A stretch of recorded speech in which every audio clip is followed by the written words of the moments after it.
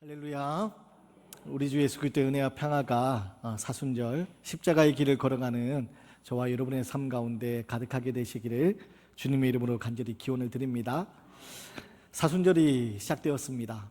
이 사순절은 경공과 절제의 시간을 통해서 예수 그리스도의 십자가 고난을 묵상하며 또한 부활을 기다리며 준비하는 절기입니다. 예수님이 보여주신 십자가의 길을 따르기를 결단하고 또한 그 길을 걸어가는 시간이 바로 이 사순절입니다. 바라기는 이 사순절을 통하여서 저 여러분이 걸어가는 그 인생길이 생명의 자리, 그 십자가의 길 위에 서 있기를 원합니다. 그런 의미에서 여러분에게 질문을 드립니다. 여러분 한 주간 주님과 동행하셨습니까? 한 주간 예수님이 보여주신 그 십자가의 길을 온전히 걸어오셨습니까? 우리가 걸어가야 될 십자가의 길이 있는데 여러분 그 십자가의 길이 과연 무엇일까요? 그리고 어떻게 우리의 삶 속에서 우리는 오늘 예수님 말씀하신 것처럼 그 십자가를 지고 따라가는 삶을 살 수 있을까요? 우리가 오늘 이 말씀을 통해서 그 답을 찾기 원하는데 여러분 그 답을 찾기 위해서 우리가 꼭 해야 되는 질문 한 가지가 있습니다. 그게 뭐냐면 예수님이 왜 이 땅에 오셨는가 하는 질문입니다. 여러분 예수님이 왜 이 땅에 오셨습니까? 여러분 예수님이 이 땅에 오신 이유가 무엇입니까? 우리가 그것을 분명하게 알고 고백할 수 있어야 됩니다. 예수님이 이 땅에 오신 이유는요 죽기 위해서 오셨습니다. 예수님은요 이 땅에 죽기 위하여 오셨습니다. 예수님은 이 땅에 고난받기 위하여 오셨습니다. 예수님은 이 땅에 십자가를 지기 위하여 오셨습니다. 왜 예수님이 십자가의 그 모진 고통과 고난을 감당하면서 죽기 위하여 이 땅에 오셨습니까? 그것은 바로 사망 권세 신음하는 우리들을 다시 살리기 위하여서, 죄의 노예로 살아가던 우리들을 자유케 하기 위하여서, 더 이상 죄의 노예가 아니라 죄로부터 해방되어서 이제 하나님의 거룩한 자녀로서 자유케 하기 위하여서, 사망 권세 신음하는 우리들을 구원하기 위하여서 예수님이 이 땅에 오셨습니다. 그래서 우리의 죄를 대신하여서 예수님께서 십자가를 지신 겁니다. 그것이 바로 대속의 은혜입니다.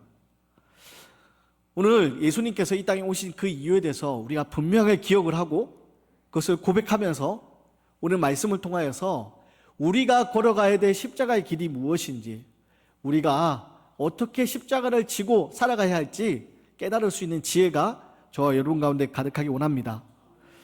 오늘 말씀은 베드로의 유명한 고백, 주는 그리스도시요 살아계신 하나님의 아들이십니다 라는 그 유명한 고백 바로 뒤에 나오는 본문입니다. 오늘 말씀 앞에 어떤 내용이 있느냐? 오늘 말씀 앞에 예수님이 제자들에게 물으십니다. 너희들은 나를 누구라 하느냐? 사람들이 인자에 대해서 뭐라고 얘기하면서 또 너희들은 나에 대해서 누구라고 고백하느냐? 그렇게 물으십니다. 그때 제자들이 대답합니다. 사람들이 인자에 관해서 말하기를 어떤 이는 세례 요한 혹은 엘리야, 예레미야나 선지자 중에 하나라고 그렇게 말합니다. 그리고 예수님이 너희들은 나에 대해서 뭐라고 고백하느냐 물을 때 베드로가 아주 멋진 대답을 합니다. 어떤 대답을 하냐면 주는 그리스도시요 살아계신 하나님의 아들이십니다. 세상 사람들은 인자에 대해서 세례 요한 혹은 예레미야 같은 그런 선지자 중에 하나라고 얘기하지만 예수님은, 우리 주님은 그리스도이십니다. 주는 살아계신 하나님의 아들이십니다. 아주 멋진 고백을 합니다. 그리고 이 멋진 고백에 이어서 예수님이 이 베드로를 칭찬하십니다. 너는 베드로라.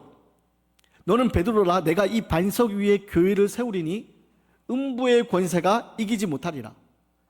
내가 천국 열쇠를 내게 주리니 네가 땅에서 무엇인지 매면 하늘에서도 매일 것이요 네가 땅에서 무엇을 풀면 하늘에서도 풀리리라. 반석이라는 그런 베드로라는 이름을 주시고 그 베드로 위에 교회를 세우시겠다. 그리고 천국 열쇠를 주시겠다. 예수님은 이 베드로의 고백에 칭찬하시면서 이런 놀라운 약속을 주십니다. 그리고 이 멋진 고백, 그리고 예수님 이 언약 뒤에 어떤 이야기가 있느냐? 바로 오늘 21절 말씀이 이어집니다. 오늘 21절에서 예수님은요, 고난당하고 죽임당하시는 바로 그 예수님의 앞으로 일에 대해서 이야기하십니다. 21절 말씀을 제가 읽어드리겠습니다. 이때로부터 예수 그리스도께서 자기가 예루살렘에 올라가 장로들과 대제사장들과 서기관들에게 많은 고난을 받고 죽임을 당하고 제3일에 살아나 할 것을 제자들에게 비로소 나타내시니, 오늘 예수님이 앞으로 일어날 예수님의 죽음과 고난에 대해서 말씀하십니다. 근데 여러분, 당시 유대인들은요, 메시아를 기다렸습니다. 당시 유대인들은 구약에 예언된 그 메시아를 기다리고 소망하고 있었습니다. 근데 어떤 메시아를 기다렸냐? 당시 유대 땅에 이미 로마의 압제 아래 그들이 식민지 생활을 하면서 힘들고 괴로운 시간들을 보내고 있었습니다. 힘들고 괴로운 고난 가운데 살고 있었기 때문에 유대인들이 기다렸던 메시아는 어떤 메시아냐? 바로 이 로마의 압제로부터 해방시켜줄 그런 메시아, 이스라엘을 다시 예전 다윗 왕 때처럼 아주 크고 강한 나라로 다시 일으켜줄 그런 정치적인 위대한 왕으로서의 메시아를 이스라엘은 기다렸습니다. 그런 이스라엘을 기다렸는데 오늘 예수님은 이 땅에 오신 메시아로서 어떤 모습을 보여주신다고요? 고난당하신다는 겁니다. 죽으신다는 겁니다. 그리고 이 얘기는요, 당시 이스라엘에게 도저히 받아들일 수 없는 이야기였습니다. 그들이 기다리던 메시아는 힘있는, 이스라엘을 다시 세상 어떤 민족, 어떤 나라보다 강하게 할 위대한 왕으로서의 메시아를 기다렸는데, 지금 이 땅에 오신 메시아가 고난당하신다, 그리고 죽으신다, 이것을 그들은 이해하기 힘들고 받아들이기 힘들었습니다. 그리고 이것은 베드로도 마찬가지였습니다. 베드로도 지금 예수님의 죽음과 고난에 대해서 이야기를 하시니까 조금 전 주는 그리스도이십니다, 주는 살아계신 하나님의 아들이십니다, 멋진 고백을 했지만 이 사실을 받아들이기가 힘들었습니다. 그래서 22절 말씀이 어떤 말씀이 이어지냐면, 22절 말씀을 제가 읽어드립니다. 베드로가 예수를 붙들고 항변하여 이르되 주여 그리 마옵소서, 이 일이 결코 주께 미치지 아니하리이다. 베드로가 어떻게 합니까? 예수님을 붙들고 항변했다라고 성경은 증언합니다. 세번역 번역으로 보면요, 이 세번역은 어떻게 표현하고 있냐면 대들었다, 예수님께 대들었다라고 표현합니다. 여러분, 예수님의 제자인 베드로가 왜 예수님께 항변합니까? 왜 대듭니까? 그것은요, 베드로가 지금 예수님이 말씀하시는 고난을 이해할 수 없었기 때문입니다. 예수님이 하나님의 아들이신데, 예수님이 그리스도이신데 고난당하신다? 예수님이 죽으신다? 이것을 베드로는 도저히 이해할 수 없었습니다. 받아들일 수 없었습니다. 그래서 예수님, 그러면 안 됩니다, 그런 일이 일어나지 않게 하겠습니다 라고 항변하면서 대드는 겁니다. 그런데 이 일로 베드로는요, 예수님은 책망을 받게 됩니다. 23절 말씀입니다. 예수께서 돌이키시며 베드로에게 이르시되 사탄아, 내 뒤로 물러가라. 너는 나를 넘어지게 하는 자로다. 내가 하나님의 일을 생각하지 아니하고 도리어 사람의 일을 생각하는도다 하시고. 여러분, 앞서 질문을 기억하십니까? 예수님이 왜 이 땅에 오셨습니까? 바로 우리를 구원하기 위해 오셨습니다. 죄와 사망의 권세 아래 신음하는 우리들을 건져내기 위하여서, 죄의 노예로 살아가는 우리들을 자유케 하기 위하여서 이 땅에 오셨습니다. 예수님은 우리를 위하여 십자가를 지기 위하여서, 다시 말해서 죽기 위하여, 고난당하기 위하여 이 땅에 오셨습니다. 그것이 우리는 이해할 수 없었지만 하나님의 계획이었습니다. 그것이 바로 당시 유대인들은 이해하지 못했고 오늘 베드로도 이해할 수 없었지만 하나님의 계획이었습니다. 그런데 베드로는요, 그것을 이해하지 못했기 때문에 조금 전까지만 하더라도 예수님을 향해서 주는 그리스도이십니다, 주는 살아계신 하나님의 아들이십니다 라는 멋진 고백을 하고, 베드로라는 반석이라는 이름도 받고 그 이름 위에 교회를 세우겠다고, 천국의 열쇠를 내게 주겠다고 칭찬받던 베드로가 오늘 어떤 이야기 듣습니까? 사탄아, 내 뒤로 물러가라. 예수님에게 아주 엄중한 책망을 받게 됩니다. 사탄아, 내 뒤로 물러가라. 여러분, 베드로는 이해할 수 없는 그 일을 받아들이지 못하고 자기의 생각이 예수님의 뜻보다, 하나님의 뜻보다 앞섰기 때문에, 그렇게 하면 안 됩니다라고 앞섰기 때문에, 막아섰기 때문에 오늘 예수님이 말씀하시는 겁니다. 사탄아 내 뒤로 물러가라. 사랑하는 성도 여러분, 오늘 이 베드로의 모습에서 우리가 깨달아야 될 중요한 영적 교훈이 하나 있습니다. 그게 뭐냐? 사순절 우리의 삶은 어떤 삶이 되어야 되냐? 바로 주님을 따르는 삶이 되어야 된다는 겁니다. 사랑하는 여러분, 주님이 걸어가신 십자가의 길을 따르는 삶, 그것이 바로 사순절 우리가 살아야 될 삶의 모습입니다. 그렇지 않고 주님의 뜻보다 내 생각이 앞설 때, 주님의 뜻보다 내 생각이 앞설 때 우리는요, 오늘 사탄아 내 뒤로 물러가라 라고 책망받았던 이 베드로의 모습처럼 살 수밖에 없다는 것을 우리는 깨달아야 됩니다. 그러면 우리가 어떻게 하면 주님을 따를 수 있겠습니까? 우리는 어떻게 주님을 따를 수 있습니까? 그것은 바로 내 경험, 내 지식을 내려놓고 오직 하나님의 말씀을 따라, 하나님의 말씀을 듣고 그 말씀을 따라 살아갈 때 주님의 뜻을 따를 수 있는 겁니다. 신앙생활 하면서 우리가 대표적으로 실수하는 것들이 하나 있습니다. 그게 뭐냐? 내 경험, 내 지식에 갇힌 채 신앙생활을 한다는 겁니다. 우리가 예수 그리스도의 은혜를 경험하고 새 사람으로 거듭났다고 생각을 하지만 여전히 내 경험, 내 지식, 나에 갇혀있는 그런 우리들의 모습이 있습니다. 내 경험, 내 지식에 갇혀서 우리는 하나님의 뜻을 온전히 알지도 못한 채 하나님에 대해서 오해하고 내 경험, 내 지식으로 하나님의 뜻을 판단하려 합니다. 여러분, 우물 안에 태어난 개구리는 어떻습니까? 우물밖에 세상을 알지 못하지 않습니까? 그런데 우리가 신앙생활하면서 우물 안에 갇힌 개구리처럼 그렇게 신앙생활을 한다는 겁니다.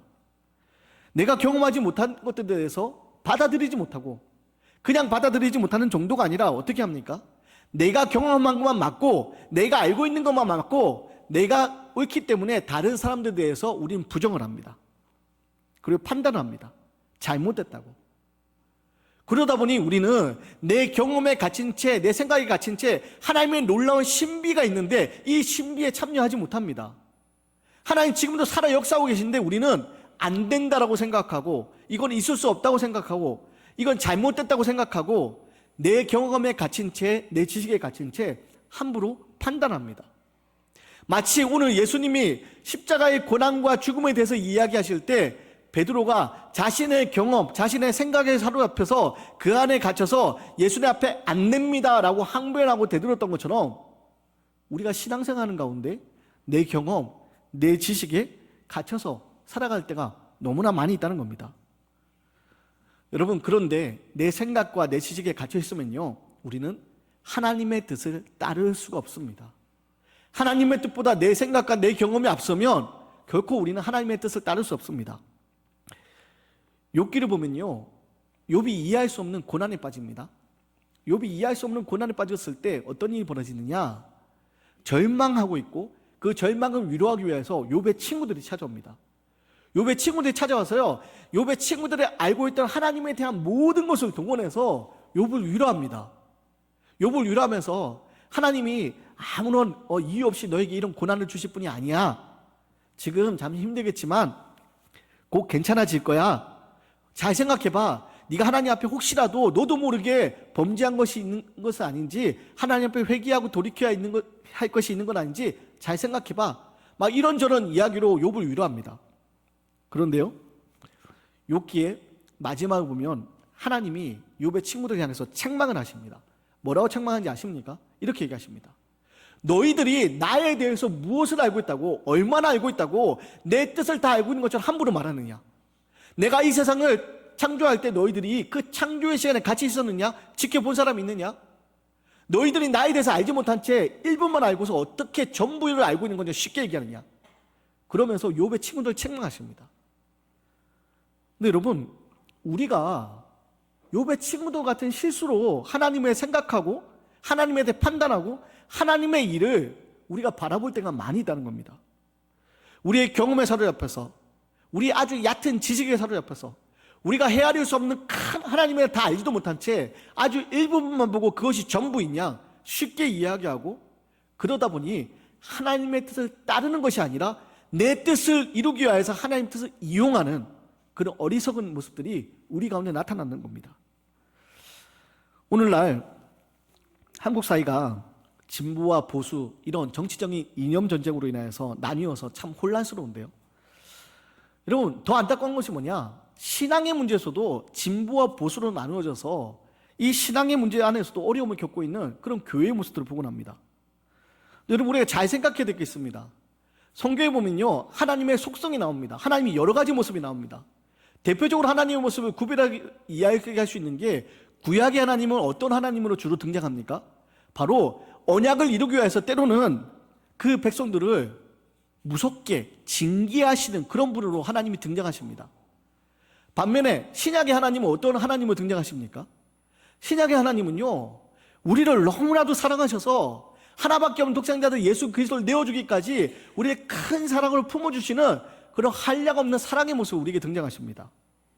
그런데 여러분, 구약의 하나님을 경험한 사람이 신약의 하나님은 틀렸다라고 이야기하거나, 신약의 하나님을 경험한 사람이 구약의 하나님은 틀렸다라고 이야기하면 얼마나 어리석은 모습입니까? 근데 우리가 하나님에서 이처럼 일부만을 경험한 채 내가 알고 있는 하나님의 전부인 양 쉽게 이야기하면서 하나님을 따라야 될 우리들이 하나님을 따르는 것이 아니라 더 이상 하나님 말씀에 귀를 기울이지 않고 내가 경험한 그 하나님을 다른 사람에게 이야기하면서 내가 품고 있는 그 뜻을 이루기 위해서 하나님을 이용할 때가 많이 있다는 겁니다. 여러분, 그래서 오늘 이 베드로의 모습 우리는 중요하게 우리의 모습의 영적인 교훈을 받아들이고 이 말씀 통해서 깨달아야 됩니다. 무엇을 깨달아야 되냐? 이 사순절은요, 철저하게 하나님의 말씀에 귀를 기울이고 하나님의 말씀을 따르는 삶, 그게 바로 이 사순절이 되어야 됩니다. 그러기 위해서 여러분, 우리가 공동체 성경 읽기를 통해서 말씀을 읽고 또 속회를 통해서 여러분 아침마다 주어지는 그 말씀 묵상, 그걸 하는 겁니다. 그 시간을 통해서 우리가 하나님의 말씀에 귀를 기울여야 되는 겁니다. 사랑하는 여러분, 끊임없이 이 사순절 기간 동안 말씀을 묵상하십시오. 세상의 소리, 사람의 소리에 귀를 기울이지 마시고 여러분이 직접 하나님의 음성을 들으셔야 됩니다. 누가 이야기하는 그 하나님의 옳다 그르다 그런 것에 여러분 현혹되지 마시고 이 말씀을 통하여 내게 말씀하신 하나님의 음성을 여러분 직접 들으셔야 됩니다. 바라기는 오직 이 사순절 기간 동안 내 뜻이 앞서지 않도록 하나님의 말씀 앞에 여러분 무릎 꿇으시고 새롭게 날마다 새롭게 말씀하신 하나님의 음성을 듣고 그 말씀을 따르는 삶, 그 삶이 바로 저와 여러분의 삶이 되시기를 주님의 이름으로 간절히 기원드립니다. 또한 예수님을 따를 때 오늘 우리는 어떻게 따라야 되냐? 오늘 24절 말씀을 함께 보겠습니다. 24절 말씀 제가 읽어드립니다. 이에 예수께서 제자들에게 이르시되 누구든지 나를 따라오려거든 자기를 부인하고 자기 십자가를 지고 나를 따를 것이니라. 오늘 예수님 뭐라고 말씀하십니까? 자기 십자가를 지고 나를 따르라 라고 얘기합니다.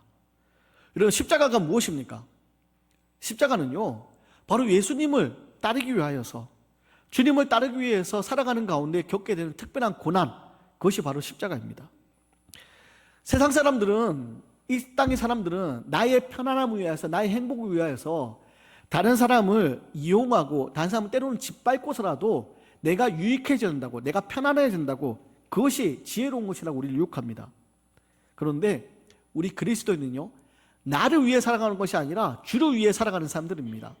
내가 행복하기 위해서가 아니라 주의 뜻을 이루기 위해 살아가는 사람들이고, 그것이 바로 우리 십자가의 길을 가는 삶의 모습입니다. 그리고 그런 삶을 살아가기 위해서 때로는 우리가 겪어야 되는 아픔과 고통이 있는 겁니다. 나의 편안함을 포기하고 주를 위해 살아갈 때 따르는 고통, 그 십자가가 우리에게 때로는 짐처럼 여겨지기도 합니다. 그런데요, 고린도전서 1장 18절에 분명하게 우리에게 증언합니다. 십자가의 도가 멸망하는 자들에게는 미련한 것이지만 구원을 받는 우리에게는 하나님의 능력이라고. 십자가의 도가, 십자가의 길이 멸망하는 자들, 세상 사람들이 볼 때는 미련해 보이는 모습이지만 구원을 받는 우리에게는 하나님의 능력이 된다고. 사랑하는 여러분, 주를 위해 살아가는 가운데 우리가 겪게 되는 아픔과 어려움이 있습니다. 그런데요, 그것이 결국 우리를 복되게 하는 능력이 된다는 겁니다. 말씀을 준비하면서 제가 만났던 한 권사님이 생각이 났습니다. 태어나면서부터 장애가 있던 한 딸이 있습니다. 그래서 이 딸이 장애가 심해서 움직이질 못했습니다. 그래서 방 안에서, 그 권사님 방 안에서 37년 동안 집에서 보살폈습니다. 누워서 움직이지는 못하는 그 딸아이를 평생을 이제 보살펴면서 지냈는데, 여러분, 말도 제대로 하지 못하고 움직이지도 못하는 그런 장애를 가진 그 딸아이를 37년 동안 보살피다가요, 결국 그 아이가 37년 되는 해에 그럼 하나님의 부르심을 받게 됩니다. 그리고 급하게 그 권사님의 전화가 와서 그 권사님의 집을 찾아갔더니, 그 아이가, 사실 아이라고 하기에도 이미 많은 나이죠. 37살이니까. 그런데 그 37살 된 그분이 그 정말 초등학생보다 더 작은 모습으로 평생 동안 누워 지내서 너무나도 작은 모습으로 그렇게 이불을 덮고 그렇게 누워 있는 겁니다. 하나님의 부르심을 받고 그 앞에서 오열하시며 절규하시는 그 어머니의 아픈 모습, 그 권사님의 눈물을 보았습니다. 그런데요, 그 권사님이 37년 동안 평생을 방 안에서 그 움직이도 못하는 그 딸아이를 보살피면서 지냈는데, 교인들은요 그 권사님의 모습이 그런 아픔인지 몰랐어요. 왜 몰랐냐? 주일날에요 어떻게 하시냐? 주일날 안내위원으로서요 누구보다도 환하게 미소 지으면서, 밝게 미소 지으면서 교회 찾아오는 이들에게 인사를 하시고요, 교회 일이라면 그 직장 일도 다 뒤로 하고 먼저 교회 일에 우선순위가 되어서 교회 식당에 와서 봉사도 하시고, 또 속장으로서 속현들을 돌보시고 신방도 하시고, 너무나도 밝고 너무나도 기쁘게 그렇게 살아가시는 거예요. 그런데 권사님은 그 집안에 37년 동안 그 딸아이를 보살펴야 됐던 아픔이 있었어요. 그 권사님에게는 움직이지 못하는 그 딸아이가 평생의 십자가처럼 여겨졌다고 합니다. 그런데요, 그 십자가가 마냥 무거운 짐이 아니었다는 거예요. 제대로 움직이지 못하는 아이, 누워 있을 수밖에 없는 그 아이, 그 아이를 평생 동안 보살폈지만 그게 무거운 짐이 아니라, 그 아이 때문에 여행도 제대로 다니지 못하고 어디 마음대로 나가지도 못했지만 그게 무거운 짐이 아니라 하나님의 은혜였대요. 그러면서 그 딸아이의 죽음 앞에서 그렇게 오해를 하시면서 눈물 흘리셨지만 나중에 이렇게 고백하시더라고요. 목사님, 그래도 그 아이 덕분에 내가 하나님의 사랑 안에 거하게 되었습니다 라고 고백하시더라고요. 그리고 십자가를 지고 살아가는 고난 가운데 있는 이들, 때로는 옆에서 지켜보면요 어떻게 저걸 견딜 수 있을지 이해가 하지 않을 때가 있습니다.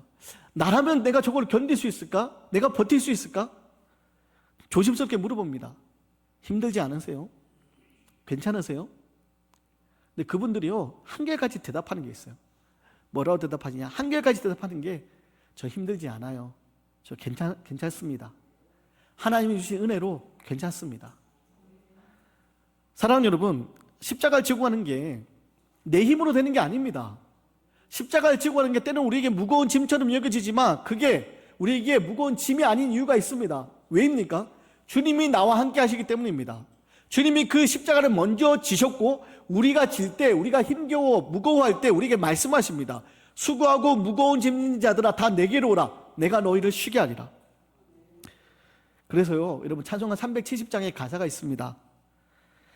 주 안에 있는 나에게 딴 근심이 있으랴. 십자가 밑에 나아가 내 짐을 풀었네. 2절에 이런 가사가 나오죠. 그 두려움이 변하여 내 기도 되었고 전날의 한숨 변하여 내 노래 되었네. 그러면서 어떻게 고백합니까? 주님을 찬송하면서 할렐루야 할렐루야 내 앞길 멀고 험해도 나 주님만 따라가리. 고백할 수 있는 겁니다. 그게 바로 십자가를 지고 살아가는 사람들이 누리는 복입니다. 그래서 십자가는요 우리가 지고 가는 십자가가 무거운 짐이 아니라 능력이 되는 겁니다. 엊그제 금요기도회 때 잠시 소개해드렸던 안유화 목사님에 대한 이야기를 많은 분들이 못 들으셔서 다시 한번 좀 소개를 하고자 합니다. 낮은 대로 임하소서라는 책의 주인공이기도 하신데요, 이분이 목사님의 아들로 태어났지만 하나님을 믿지 않았어요. 왜냐하면 이 목사님 마음속 어렸을 때 어떤 마음이 있었냐, 자기 가족들이 가난하고 힘들게 사는 게 바로 하나님 때문이라고 그런 원망이 있었어요. 그래서 어떤 일까지 했냐면 교회 문 앞에 하나님 없다라고 큰 글을 써가지고 붙일 정도로 하나님에 대한 믿음이 없던 분입니다. 그래서 일부러 신앙과 거리가 먼 삶을 살려고 그렇게 살기도 했다고 합니다. 그렇게 신앙과 거리가 먼 삶을 살아가며 결혼하고요 2딸을 낳습니다. 근데 37살에 갑자기 눈이 안 보이기 시작합니다. 갑자기 눈이 안 보이기 시작해요. 이유를 찾지 못하는 거예요. 이 병원 저 병원 다 찾아다녀보지만 해결이 되지 않습니다. 고치질 못합니다. 결국 어떻게 되느냐? 실명을 합니다. 한순간에 앞이 안 보이는 그런 실명을 하게 되는데, 더 문제인 건 뭐냐면 아내 되시는 분이 두 딸을 데리고 떠난 겁니다. 그래서 세상에서 버림받은 인생, 가족으로 버림받은 그 인생이 되어버립니다. 너무나 절망을 하면서요, 이분이 자살을 생각합니다. 그래서 자살을 생각하면서 차라리 내가 죽어야지, 가족도 다 나를 버리고 앞도 보이지 않고 내가 어떻게 살아가나 절망스럽게 자살을 생각할 때 하나님 음성이 들려옵니다. 내가 너를 떠나지 아니하고 너를 버리지 아니하리라. 내가 어디든지 너와 함께 하겠다. 너의 하나님이 되고 너의 하나님이 되어줄 것이니 마음을 강하고 담대하라. 이 하나님의 음성을 듣게 되는 거예요. 그리고 이분이 하나님의 음성을 붙들고 다시 절망의 자리에서 일어섭니다.